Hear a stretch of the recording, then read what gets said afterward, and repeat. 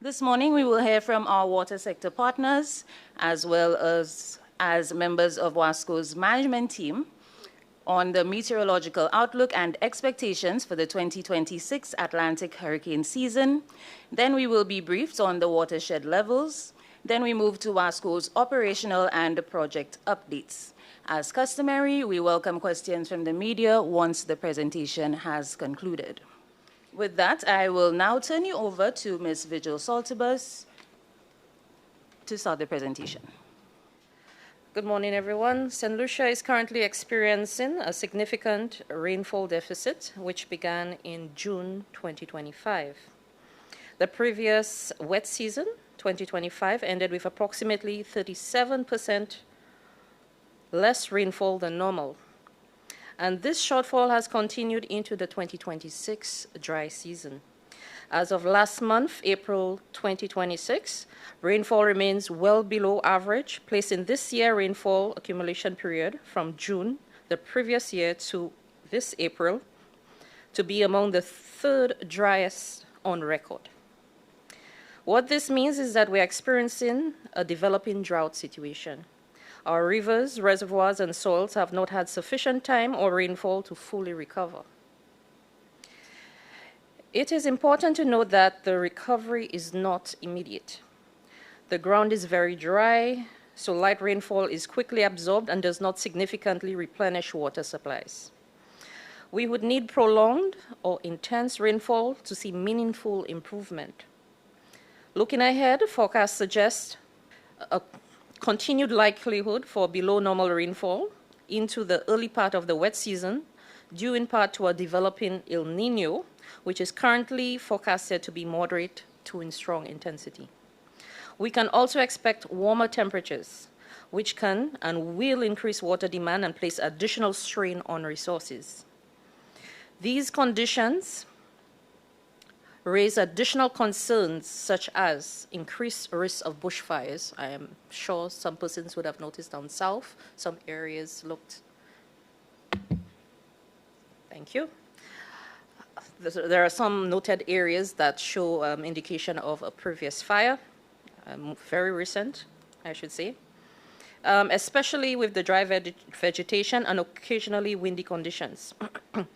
Given this, water conservation is critical. The public is strongly encouraged to use water wisely, explore rainwater harvesting where possible, and follow guidance on outdoor burning. Additionally, with the heat, persons should make every effort to stay hydrated and to take precautions to protect their health. Looking ahead to the 2026 Atlantic hurricane season, current forecasts suggest a near to below normal level of storm activity. This is largely influenced by the expected development of El Niño conditions during the peak months of the season, August to October. El Niño tends to increase upper-level winds over the Atlantic, which disrupts storm formation and limits their ability to strengthen. While sea surface temperatures in parts of the Atlantic remain warm enough to support development, the stronger wind shear associated with El Niño is expected to be the dominant factor, keeping overall activity somewhat suppressed. Some forecast agencies are indicating fewer storms, hurricanes, and major hurricanes compared to the long-term average, and a reduced likelihood of major hurricane landfalls in the Caribbean region. However, it is important to emphasize that these are seasonal averages, not guarantees. Even in quieter seasons, storms can still form, intensify rapidly, and track towards land. It only takes one direct impact to cause significant damage. In addition, with warmer sea surface temperatures still present, any storm that does develop has a potential to intensify rapidly, especially if conditions briefly become favorable. So while the overall outlook may seem less active, the risk is not zero. Residents are strongly encouraged to prepare early, review hurricane plans, and stay informed throughout the season. I thank you. Over the last quarter, we have recorded fluctuations in the production across all of our treatment facilities. At the John Compton Dam, the lake level has remained relatively constant over the last few months. However, with the fluctuations in rainfall between the months of February, March, and April, we have experienced a lot of fluctuations in our production at, for example, the Theobalds treatment plant. In the month of March, we recorded 228 million gallons of water produced at Theobalds, and in April, 208 million gallons of water. That fluctuation is in fact due to rainfall. However, key infrastructure upgrades in the month of March allowed for us to increase production at Theobalds treatment plant. Along the northern pipeline, we also experienced a number of leaks, and that, of course, is affecting our production currently. When we look over to the Hill 20 treatment plant, we realized that we have a notice drop in the month of April as well, about 4 million gallons this month, of course, due to the increased strain on our system, a lack of rain in the Hill 20 area. If we move along to the southern network, we see a notice drop as well, something about 10 million gallons over the last month and a half. That is, of course, due to decline in rainfall in our southern system. So despite upgrades to some of our intakes, we are still noticing some drops in production across our network. So we are calling for the public to increase storage, whether it's a drum, whether it's a tank, a bucket, whatever it is. When you get some water into your system, we are asking that you do your best to conserve and, of course, manage your supply of water. The situation is hopeful. We are hopeful that it will get better as we enter the hurricane season, and we are now making our preparation for that hurricane season, doing some desilting, etc., to some of our intakes. Thank you. Thank you so much, Mr. Vidal. Please allow me to extend a warm welcome to WASCO's CEO, who has now joined us, Mrs. Zilta George Leslie. I now invite Mr. Maurice Norville, WASCO's head of projects, to give us a rundown on WASCO's major capital projects. And good morning to all. As my colleague, Mr. Vidal, would have indicated, we are still suffering with some deficiencies in our production, but as an organization, we also have to be mindful to look forward to the future. And in doing so, we have embarked on a number of capital investment projects to improve our water production and service to our customers. So I will be providing you with some updates on some of those projects which are currently ongoing.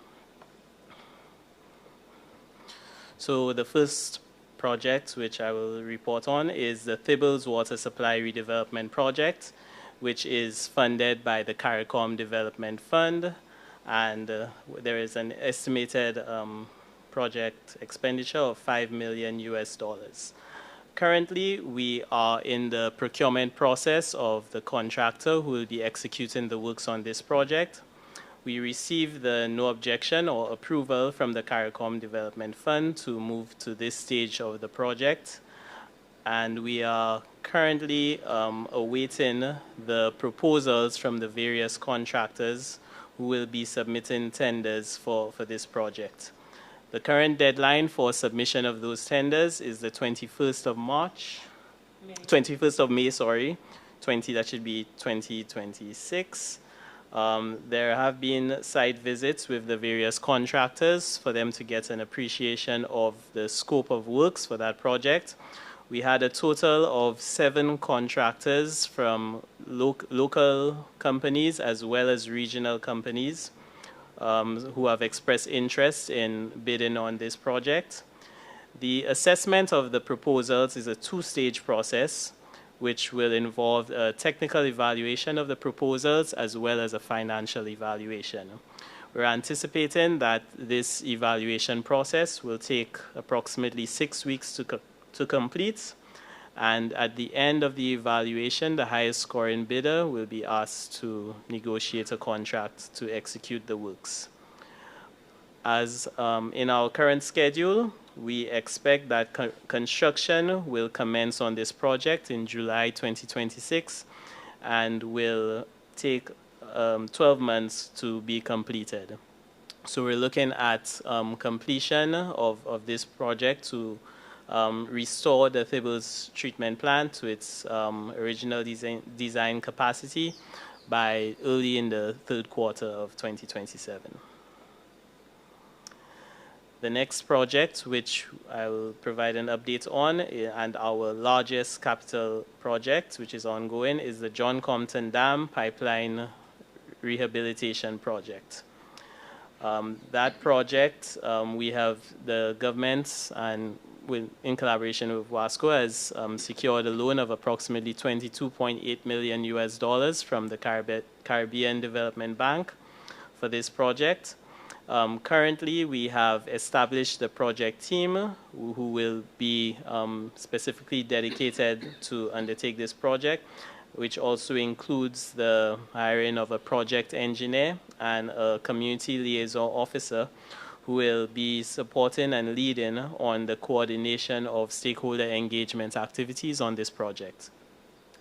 We have already commenced the stakeholder activities through meetings with farmers, landowners, and key government departments, such as the Department of Physical Development and the Ministry of Agriculture, to ensure that all the needs of our various stakeholders and WASCO are aligned and that there is transparency throughout the project.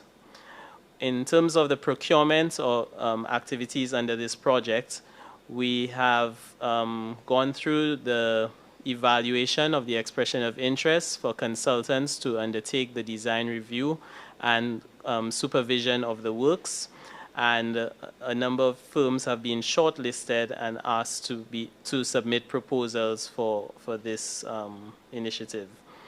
The deadline for submissions of those proposals is the 27th of May 2026, after which we will conduct an evaluation of both the technical and financial proposals submitted and look to engage the consultants in July 2026. Once the consultant has been brought on board, we will then proceed to the procurement of the contractor who will be doing the actual physical works on the ground. And the expectation is that the contract will be awarded before the end of 2026 to allow for works to commence on the ground at the beginning of January 2027. The project is slated for implementation period of approximately 2.5 years, which would mean that we would be completed by June 2029. Okay, and the final project, which I will report on, is the Passius Water Supply Redevelopment Project. There's an error on the amount there, but which should be $2 million US in terms of the budget for that project. That project is very well advanced. We are 95% complete in terms of the works on the treatment plant site, and we are 55% complete on the contract for the pipeline, the installation of the pipeline, construction of the intake, and the new pumping station. We also undertook, through our consultant, an inspection of a factory inspection of the treatment plant, which will be installed for this project. It's currently being installed, manufactured, in Portugal, and they're preparing to ship the treatment plants before the end of this month, and we are expecting the equipment to arrive early in July 2026. Also, all the other materials for the project, which had to be imported, which include the ductile iron pipes and the pumps, have been ordered and are expected to arrive in the coming weeks. Overall, our project completion timeline has a date in August 2026 for the completion and commissioning of that project. So, you do that part? Go ahead. Okay. So just before we close off, I'll give a few other updates on WASCO's basically operational activities. During the dry season, we implemented a supply management schedule across the northern service areas, which basically allowed us to ration the water supply during peak demand and as a result of the dry season conditions. The schedule balanced the available production from our Theobalds treatment plants and the customer demand, prioritizing essential services and aiming to maintain equitable access of potable water across all zones served by the Theobalds system. And we have noted, based on feedback from our customers, that there has been a great deal of success over the past few weeks as a result of this supply management schedule. Now, when we look at the southern region, as Mr. Vidal would have indicated, the water supply situation is a bit more, let's say, dire than the north, due to even lower levels of rainfall and the demand from our customers in those areas. So what we have done is that we've implemented a valving regime and also water trucking to communities which are the greatest affected ones within the southern region. And we would just like to re-emphasize the points made by the WRMA as it relates to water conservation and the use of rainwater harvesting. And we want to just reinforce our support for the practice of rainwater harvesting, even though we are entering the rainy season. So there should be, while WASCO's production we're hoping will increase, but we're also urging our consumers and customers to do their best to also help themselves and implement rainwater harvesting measures within their own households. Thank you very much. Thank you so much, Mr. Norville. And just to close this morning's proceedings, I'd like to thank everybody for their contributions today and for their attendance. And we would also like to encourage the St. Lucian public to continue to conserve water as we head into this busy season this weekend with a period of high consumption. So we encourage the public to use water wisely and, of course, keep practicing rainwater harvesting. At this point, we welcome any questions from the members of the media to any one of our members from the panel. Good morning again. Amanda King from DBS Television. Just one question from me to whoever it may concern. What is causing pipes to repeatedly burst in the exact same locations even after repairs? For example, I live at Goodlands and there's a pipe under the road. It keeps on bursting every time in that exact same spot. What long-term solution is being implemented to prevent this from continuing? The situation with repeated breaks on the pipelines could be for a number of reasons. We may have activities in the area that would affect the integrity of our pipes, and we may have an area where it may not be the exact same point where the pipe is damaged, but maybe because of the aged infrastructure, you'll find the pipe would burst in the close proximity to where it was repaired recently. And how can residents report those? Well, we have currently a system that works late into the evening where reports can be made, and we are looking to get to those, to deal with those reports as soon as possible, at the fastest possible rate. And we are also encouraging people to report and when there is a damage, because WASCO is not everywhere all the time. So if you see damage in your area, the best thing is to report it to our control room, and it will be dealt with as fast as possible. Thank you so much, Mr. Victor, and that was WASCO's Support Services Manager. Just to reiterate what Mr. Victor touched on, the public can reach out to WASCO at phone number 482-0052. That is WASCO's control number for the north. as well as 482-0051. The public is encouraged to send in if the public notices any damages, please send a video, the exact location, and contact information, of course, to our control room.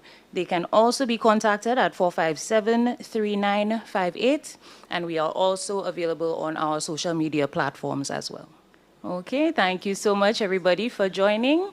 Of course, we will be sharing the presentation with you. You're free to reach out to WASCO's Communications Department, and we will catch you next month.